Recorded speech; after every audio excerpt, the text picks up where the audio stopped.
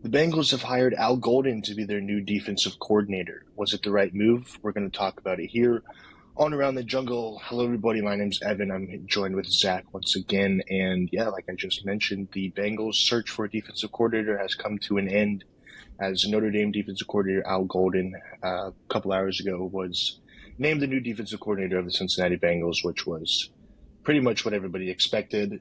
If you didn't know, obviously they interviewed Patrick Graham and I forget the other guy, but it wasn't very much of a search, so that kind of led everybody to believe that Golden was their main target, and obviously he was at Notre Dame and playing in the national championship. So after that ended, the Bengals immediately made that call. I think it was 20 minutes after the championship game ended. Schefter tweeted that he was set for an interview, I think, this morning. So not too much time after that. But before we dig in on if we think it's a good signing or not, I just want to give a little background of Al Golden if you guys are familiar with him. Obviously, like I said, he's been the Notre Dame defense coordinator for the last 2 or 3 years.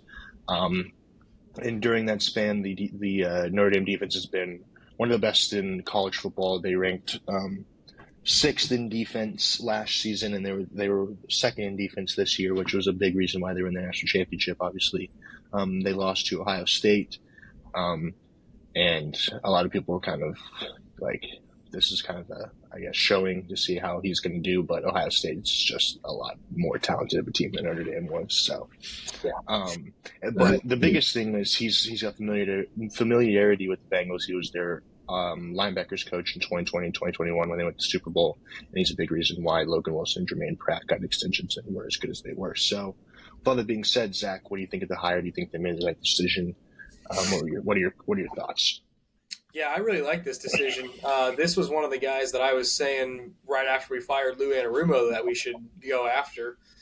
So I'm a big fan of this hire. Obviously, he's had a lot of success at Notre Dame.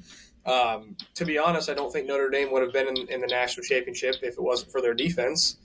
They had a great running back, and Riley Leonard had a decent season, but their defense, I thought, was really kind of the strong suit of that team, I think, for the most part of the year. So, and, everybody's saying, like, oh, the national championship, that was a showing. Like, it was, but it wasn't.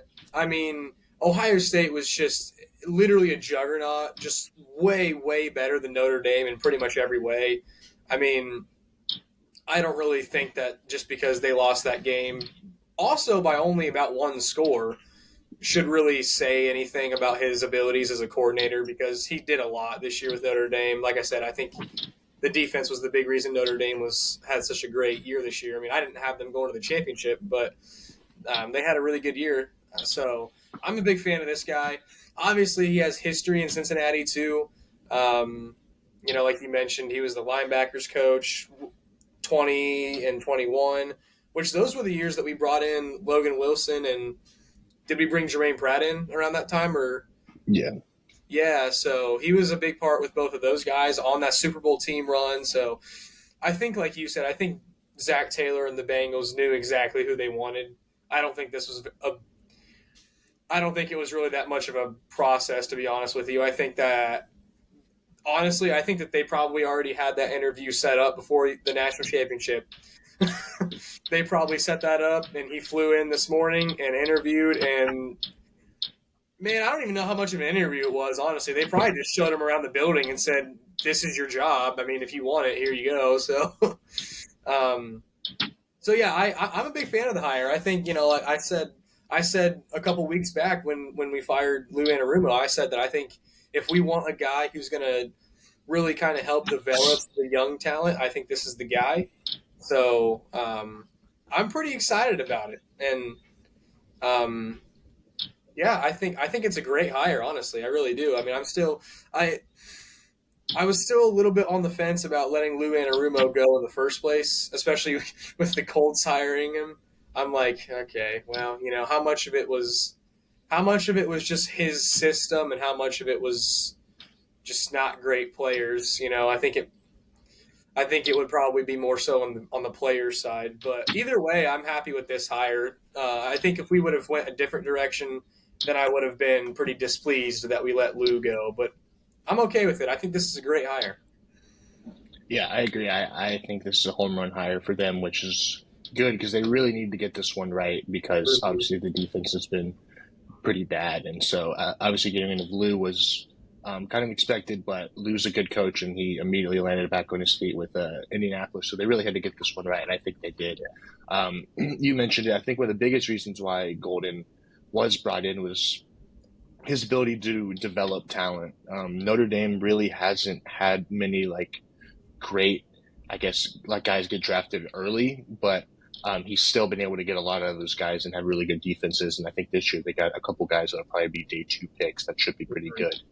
Um, but also just the familiarity with Cincinnati, he knows kind of Yeah, the ropes, knows how everything works, and apparently he when he was here, he was running a lot of the short down. He was calling plays on a lot of the short down yardages and kind of he was kind of involved in the defensive play calling with Lou in tandem. So obviously he knows about that. But yeah, I think just his player development and what he's shown as a defensive coordinator. I mean, he was one of the best defensive coordinators in college football.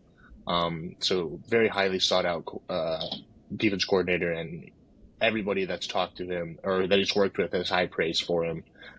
Marcus Freeman talked very highly about him when he hired him on a couple years yeah, back. So he's got a lot of respect around multiple multiple areas in the league, and so I think it should be good. He's younger too, so yeah. um, I think that'll be nice. He can kind of relate to the players more, but it's hard to tell right now. Obviously, if it's still gonna like work out because I mean you never know, but I think they did a good job with who they got. I think they got a great guy off of his resume. Like if you just say one a great defensive coordinator in college, linebackers coach in the NFL, like it's a pretty good Hmm. resume. So I think they did a good job with the hire, and I'm hoping that he can. Kind of turn this defense around. Obviously, there's a lot of work that needs to be done still Yeah, on the defensive side of the ball, but yeah. I think this is a step in the right direction. Hopefully, him and Zach work together to kind of get an off season plan and kind of figure out how to maximize this defense because you can't have another repeat No, season like where the defense is the reason why you're not making the playoffs. So no, we can't. We can't have another season like we did last year. Really, the last two seasons defensively, but particularly this past season, that can never happen again. yeah, So, I think when Marcus Freeman talks, I listen. I am a huge fan of Marcus Freeman. I really respect him a lot. I think he's a great guy and a great coach. I'm a really big Marcus Freeman fan. So he speaks highly of him. That right there is gonna make me feel a little bit more comfortable with it. Um, but yeah, I really like the hire, and Zach Taylor had to get this right. if Honestly, and I think we'll probably talk about this one in a little bit too, but I think the DC and the O line coach, both of those jobs had to be filled correctly. If either of those two positions are a whiff and we don't improve on defense or the offensive line isn't improved, you know, if we have another season where we fail to play to our potential, I think that there's going to be some discussions had about, Zach Taylor for better or worse, whatever side of the fence you sit on with him. I think that this is kind of a make or break time for the Bengals organization right now. Offensively speaking, we got all the talent in the world. We got the sack leader at defensive end. Logan Wilson's going to be coming back off an injury. I mean, we got some good pieces in here. The last thing we need to do is just hit on our draft. We need to surround the pieces we already have, get coaches in there that can develop that talent. So these are big hires, and I think they're good. I like them so far, but we're gonna have to wait and see when the season starts because really is a make or break off season. I think for the entire organization. yeah, time will tell if these signings or hirings actually pan out. But so far, I think they've done a pretty good job. Another hiring that they made just pretty much half hour after announcing Golden was hiring Jerry Montgomery as the defensive line coach, which was another big position that he needed to fill. Yeah, He's been the defensive line coach for the Packers for the last 6 or 7 years, and he's former player. I think he played defensive line as well, but he is young. He's only 45 years old, so kind of on the long sides of kind of bringing in some youth into the coaching staff. And he's been a big reason why guys like Rashawn Gary, Lucas Van Ness, and a couple other the better Packers edge rushers have been really able to flourish in Green Bay, which is something again that the Bengals really needed. They need a defensive line coach to kind of elevate the play of some of their defensive linemen. They've put high draft picks in there for like guys like Joseph Osai, Miles Murphy, guys like that. They just got Yeah. Chris Jenkins. So they've put in some high draft picks on those guys, and they really need them to pan out. So hopefully he can, develop them. And from everything, I don't really know a whole lot about him, but from everything I'm seeing on Twitter from people who, or know a little bit more in the business, they're all saying that this is a home run hire. So seems like they've gone 2 for 2 on the defensive side of the ball, coaching Yeah. wise, which is good to see. So Yeah, that's what you got to have happen. I mean, because the defensive line was one of the biggest issues on the team as well. So, those are 3 knockout positions that we had to hit, and sounds like we've hit on them. So, like I would agree with what you said. I don't really know much about this guy from the Packers, but once again, you look at where he's coming from. That helps. That gives him some like, okay, this guy's legit. yeah, Who he's a lot of working with, and a lot of people were kind of worried when the Bengals really only interviewed 2 guys in about a month span for their defense yeah. coordinator job. They were kind of like, what are we doing here? Well, I think So everybody knew Al Golden was the guy. I mean, particularly in recent weeks, I think it was pretty much like Al Golden's going to be the guy. I was yeah, I was a little bit concerned at first when I saw that we had only interviewed the Raiders DC and the Patriots DC. I was like, all right, what's going on here? These are 2 defenses that are just as bad, if not worse, than ours. Like, why? yeah, But then I saw like, oh, we're interviewing these guys for like the positional coaching spots. I'm like, okay, that's respectable, but Al Golden was the guy, so I'm happy to have him. Happy to have him back in Cincinnati. yeah, definitely. He already has. I think he still has his home here in Cincinnati, Yeah, so probably. doesn't have to buy a new house. So that's nice. Yeah, But we'll see. Maybe we might draft a couple of those Notre Dame defenders to come over and play in that'd Cincinnati. be great, man. I Wouldn't mean, be a bad thing. he knows what he wants. I mean, he knows how to develop these younger college guys. So I think he was a good hire. I'm happy to see I'm happy to see what type of changes we make in the offseason, just personnel, schematic wise. I think it's going to be good to get some refreshments here, some new things in this building. Yeah, I'm hoping that he has, a big say in who we bring in free agency and the draft on the defensive side of the ball, which I'm assuming he will. But Yeah, um, I think another guy that needs to, and this was probably is a little bit more on the offensive side of things, but dude, I think the Bengals organization has got to start listening to Joe Burrow, like, like they got to start listening to him on like guys to bring in, guys to draft, like how to do things. Like, I realize he's a player, but like, dude, this guy knows how to win. He's won everywhere he's been. If we're talking about listening to anybody, it needs to be Al Golden and Joe Burrow. yeah, yeah, Burrow's your franchise quarterback. He's won in every level.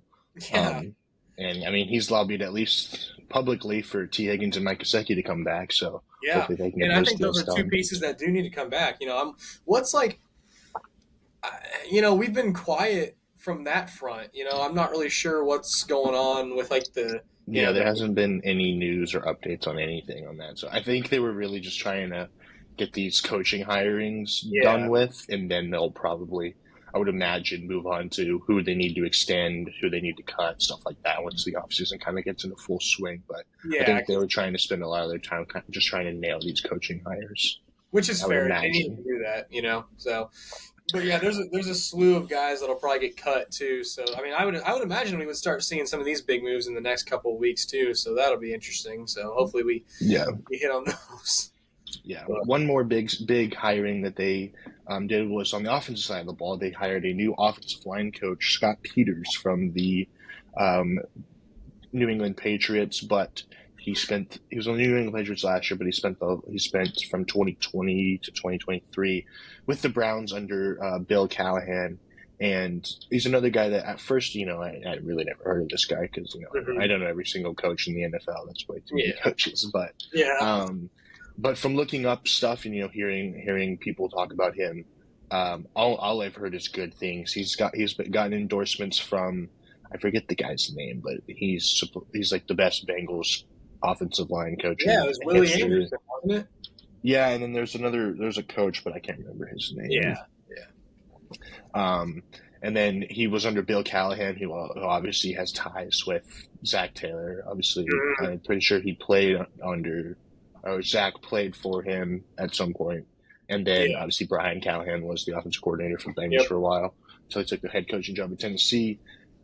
And he's a kind of an interesting dude, like, which is it's kind of cool.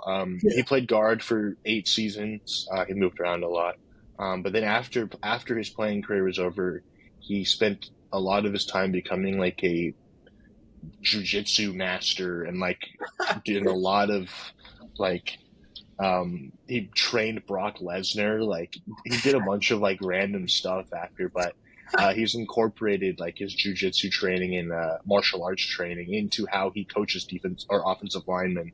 He has a camp that he does. I think that he, you know, has helped guys, and there's some videos out there of him doing some funny stuff like Yeah. that. It's really like it is jujitsu. I mean, he uses it for footwork, hand movement, stuff like Mhm. that. So I think he's really big into the technical side of being an offensive lineman, Which which is is obviously huge. huge.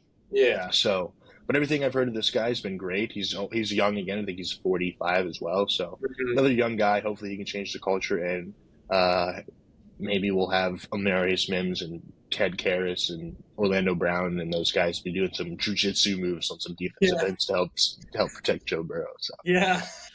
Yeah. goes I mean, along with the samurai swords that Joe got him. exactly. Yeah. Yeah. The samurai swords that Burrow got him. That's such a freaking sweet gift, man. But yeah, to be honest with you, I didn't know who this guy was until I found out about this hire. But I mean, it seems like he's a good like an energetic younger guy. You know, like you were talking about like the jujitsu stuff. Like that's really interesting. But it sounds like he's going to bring a lot of energy and a lot of new like Ideas. ways of doing things. Yeah. So, and honestly, he's probably going to be a pretty good schematic fit too, because I think that was one of the big reasons why we let go of Frank Frank Paul. Pollock too, is just because I don't really know schematically if he matched up. I mean, I read that somewhere. Um, Yeah, that was the biggest reason was he didn't really fit with our run scheme. yeah, Also, so our running, I think we were like the 29th running offense, and which then is completely Burrow's unacceptable. and Burrow gets sacked a lot as well. So Yeah, something had to change in that room. yeah, yeah, and I'm excited about this guy. I mean, I'm always excited to bring in a younger guy with maybe some new or some different like thoughts and methods if he's going to incorporate jujitsu and stuff like that into his training. I mean, if it, I could see how it could be helpful with like footwork and handwork and just movement and stuff. Maybe more acrobatic movement. I don't know, but I can see how it could be beneficial, and I'm excited. I'm excited, man, because the offensive line has been an issue since Burrow came in. So it was high time for a change there. And once again, a younger guy who, like you mentioned, is really big on like the technique and stuff. That's really what you need to develop like the like younger talented players. Because let's be honest, like when you look across the NFL, like pretty much everybody in the NFL is ridiculously athletic and like a good athlete. So it's like the difference is like, all right, like how technically sound are you, and like how does it like schematically fit? So like bringing a guy in who's gonna like really pound in on like the techniques and the footwork, the handwork, angles, just stuff like that. I think that's what's really gonna bump these guys over the hump. Fit in schematically, and he's gonna hound on the techniques, the angles, etc. I think that's what's going to be a huge help for these guys because once again, our offensive line has got some guys. Orlando Brown and Amarius Mims are just enormous human beings that have had a lot of success with other teams that they played on. Ted Karras has won a couple of Super Bowls with the Patriots and Tom Brady. So it's like, these guys have had success with other teams that they've been on. They are not bums. They have talent. They've had success in the past. So, especially with Amarius Mims, we're going to get a lot of technique improvements, I think. And that's really what's going to put him from being average to a good tackle, I think, personally. Yeah, no, I agree. And I think another big thing that was huge in this hire was the development of the offensive line. Like you said, we just spent a first round pick on Emeritus Mims, and he had a great rookie season. So continuing to develop him and develop guys like Cordell Volson, who's young, and Matt Lee, who they drafted last year. Yeah, So yeah. try to get as much out of these young guys. I think again was a big thing for them, and I think they believe that he's going to be able to do that because I mean, when he was with the Browns had some really good offensive linemen, and he helped develop some of their young guys. So And they hopefully had that a can really carry good run over. game too, and Yeah, during that time there. So that's another thing. We got to improve at running the ball. I mean, yeah, definitely. obviously Joe Burrow is totally capable of carrying the team and throwing for 1,000,000 yards and 1,000,000 touchdowns. He's totally capable of doing that. But if he doesn't have to, that would be more ideal. If we could run the ball, that would be helpful offensively. Yeah, I think another thing that was crucial in their hiring process was at least trying to get guys that know how to play in the AFC North. Like I know that sounds kind of Yeah, weird, but the AFC North is a completely different ball game. Like that's why Golden and the offensive line coach, what am I going to say, Peters, yeah.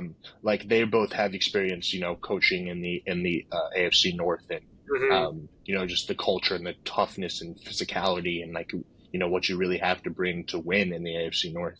Yeah. They already know that, so I think that was definitely a big thing for them is to kind of get somebody that knows the culture of the AFC North, knows what it takes to win, and hopefully that can translate as Well, well. and I think that's huge too, just because if you look at the last two seasons, our record in the North is awful. Like, I think this year we won Two three. games, We split. Yeah, we won 3 games in the North. That's not acceptable. That's not going to get you to the playoffs. And then the yeah, year before, I think we only won one. I think we went 1-5 in the North. yeah, it's pretty Or no, bad. how many times do you? So you play Ravens. You play each team twice. Yeah, so you got Ravens, Steelers, and the Browns. So you have 6 AFC North games every year. And I'm pretty sure in 23 we went 1-5 in the North. I'm pretty sure, if I remember correctly. Yeah, that sounds right. And then this year we split. We went 3-3, but that's still unacceptable. I Well, mean, Zach's like whole, I think his overall like record against AFC North isn't too hot. no, it's not. But if you look at his record against outside of the North, It's that's where it great. gets a little bit better.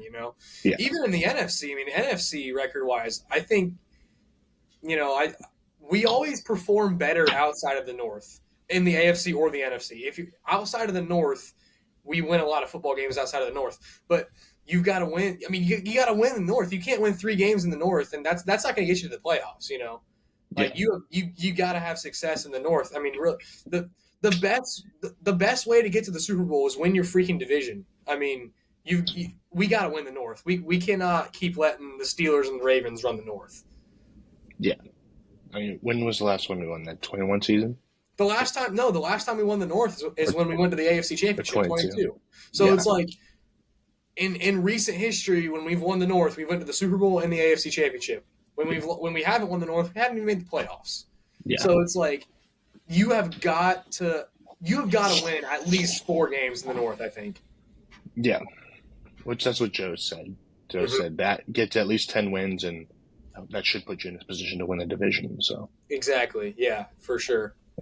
So that's going to be huge. Getting guys in there that just understand like the North really is different. They understand like that like culture of all 4 teams in the. I mean, obviously the Browns suck, but like even though the Browns are horrible, they're still a hard team to play because they're just a tough, hard nosed oh team. yeah. I mean, So it's like before this year, I don't. Joe hadn't beaten them, right? I think he had beaten them one time before this year, Yeah, if that, honestly, if even that. So like, yeah, like the Browns are one of the worst teams in the NFL, but they're still no joke to play. Like they're a tough football team to play. So it's like the AFC North really is different. I still really do think the AFC North is the best division in football. It's just it's hard to play in the North, and you've got to be better than 3 wins.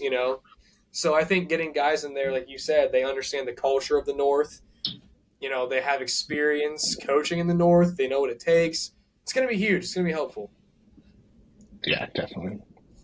Well, so far the Bengals have, in our opinions at least, have done pretty well in the coaching tree. There's still a lot of work left to be done, and we'll be covering all of that throughout the offseason. We'll keep you guys updated on all of that. But yeah, we're so far, I believe Bengals have done pretty good. Yeah, So yeah, hopefully they I would. continue it throughout the offseason and hopefully get back to some winning ways, like we've said. So Yeah, I know. We were seeing clips and videos and stuff of the 21 season, and it's just like, man, that was great, man. I miss those days. yeah, Winning 10 games, winning the North. It was it that those were the good old days. yeah, we got to get back to those. Yeah, yeah. And, so I'm just really I I think that we've hit all these coaching hires. I really do. I think that they've been good hires. From the outside looking in, I think that they're good hires. So the next step that I'm really honestly the most interested to see is like free agency.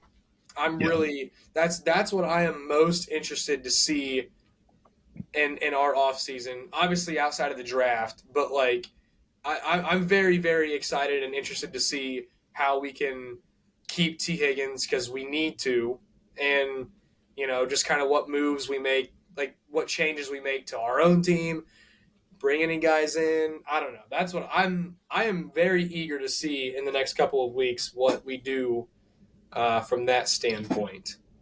yeah, me too. Well, if you want to stay up to date on all of the Bengals offseason news, make sure you go subscribe because we're 5 subscribers away from 100, so that'd be great to hit. So Yeah, subscribe for see all the coverage of the Bengals offseason and also follow us on Instagram and Twitter at Around the Jungle. That's a little bit quicker of a way to see all the news, but yeah, we'll keep you guys covered throughout the offseason. We're excited for it. Hopefully, the Bengals do well, and that'll wrap it up for this episode. We'll see you guys for the next one. Who Dey? Hoo day.